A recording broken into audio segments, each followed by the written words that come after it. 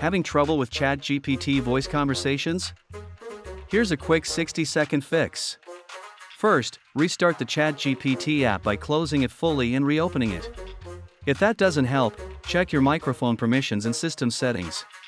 On iPhone, go to Settings, find ChatGPT, and enable microphone access. On Android, open App Info, tap Permissions, and allow microphone access. Also, make sure the app is updated. Open the App Store or Play Store and install any updates. If it still fails, test your microphone in another app to rule out hardware issues. Temporarily disable Bluetooth or unplug headsets. Audio routing can break voice input. Try clearing the app cache, or reinstall the app if problems persist. Check your phone's operating system updates. Outdated OS versions can cause bugs.